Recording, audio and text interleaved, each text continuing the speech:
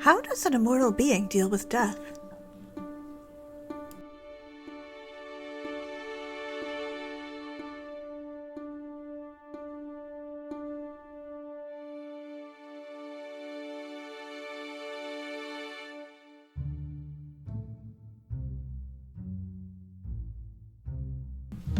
Welcome to the Immortal Gifts Podcast, where Dave Robison, Veronica Giguerre, and J Daniel Sawyer read my novel, Immortal Gifts, to you.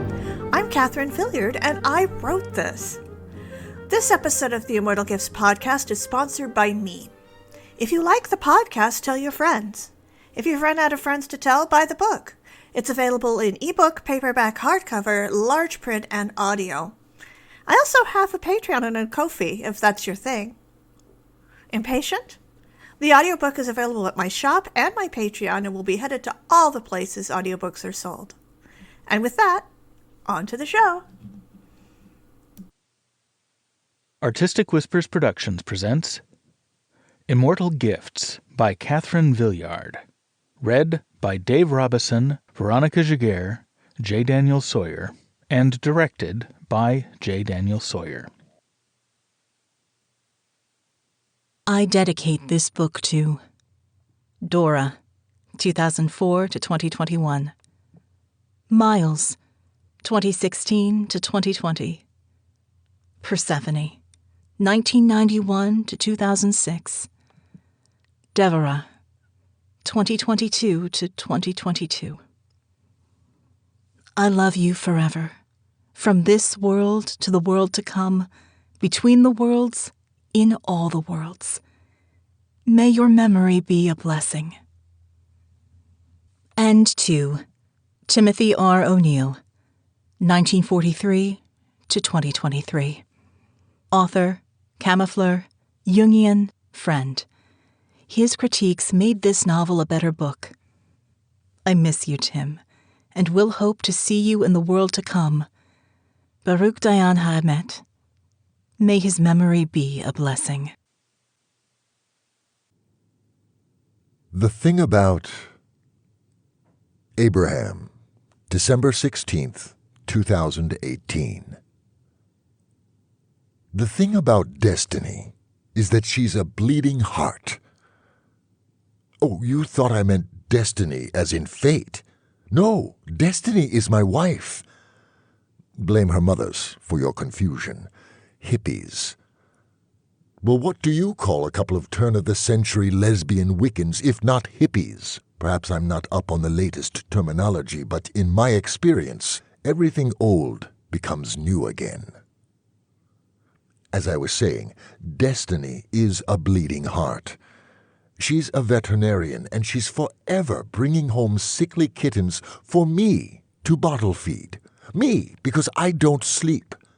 Sometimes I nap in a coffin in the basement, but really, as long as I stay out of the sun, I'm fine. It's what Destiny calls my little problem. She's as sympathetic about it as she is about elder cats in kidney failure, or orphan kittens, or dogs with cancer or broken legs. We've had dogs, cats, birds, rabbits, rats, and an iguana, but it's usually cats. I don't drink any of them. They're pets, and Destiny is a vegetarian. Not that rats and iguanas are tasty. Especially iguanas. Do not recommend. Well, I hear there's one species in St. Barthélemy, but no. Right now I subsist on donations from my wife, who gets regular iron testing on the excuse of vegetarianism, expired blood bank stock, and what I can scrounge up on the internet. I've drunk more than my share of rats in my time. They used to be plentiful, like fast food on every corner. They still are in New York. Honestly, the pet ones are so cute that I have some regret about how many I've drunk. The aggressively abundant ones in the city, not so much. So, Destiny is a bleeding heart, and every adorable, fluffy-wuffy animal that dies destroys her. I can relate, because eternity is boring without company, and yet company is not, for the most part, immortal. Cats are delightful, but their lives are the blink of an eye. I've loved many women and a few men, but it always ends the same way. Old age, failing health, and death, with a few notable exceptions. You might think that my kind doesn't know death. No, death and I are old friends, old enemies, the familiarity that breeds contempt. Death comes for everyone I love. Destiny says that the circle of life and death is holy. Perhaps, but it's also cruel. We value things for the effort we put into them, and paradoxically value both youth and experience. If you don't believe me, look at every job listing. So while you're becoming your best and wisest self, your body is slowly and inevitably betraying you to make room for the next generation. Yours is, not mine. You might think that death becomes easier to cope with over time, but no, it's worse. I've learned the hard way that I don't want the ones who clamor for immortality.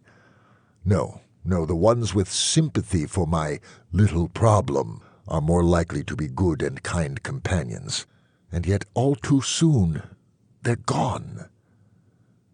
I thought that perhaps things that are ephemeral are the things that are the most precious, but it's hard to be philosophical when I think about losing destiny. So I've offered. Twice. She doesn't think it suits her vegetarian ideals. Too much being raised with, "And it harm none, do what thou wilt," the Wiccan creed. What can I do? I love her. And so I continue our relationship as it is, knowing that it will devastate me in the end. I honestly don't know how I'll cope. Destiny, December 16th, 2018. The thing about Abraham is that he has a little problem, and he thinks his little problem is a solution. Well, that, and he's beautiful, like girl pretty. I don't think he knows. I took one look into those huge dark eyes, and it was like I'd known him forever. Do you believe in reincarnation? I do. But I digress. The cycle of death and life sucks balls, but it's also natural. Holy, even. The old have to die to make room for the new, no matter how much that hurts. Every foster kitten that I cry over adopting out is space for a new kitten. Abraham is adorable bottle-feeding kittens, by the way. Don't tell him I said so. But without death, there can be no room for new births. Speaking of death and birth, I suppose, he wants to know if I want to be a vampire. I don't. It's not like I faint at the sight of blood or anything. I believe blood should stay in the body if possible, and that I should do my best to do no harm. And there's Abraham. And the thought that he's guaranteed to outlive me is a selfish relief, to be honest. I've asked Abraham how old he is. He says he doesn't remember. He plays violin like a god, though, like someone who's practiced for a very long time. A very long time.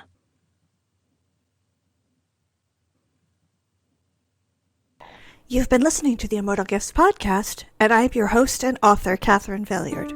Don't forget to subscribe so you don't miss what happened next, and please rate the podcast to help other people find it. See you next time, and remember, becoming a vampire is a thing that can just happen to you, but being a monster is a choice.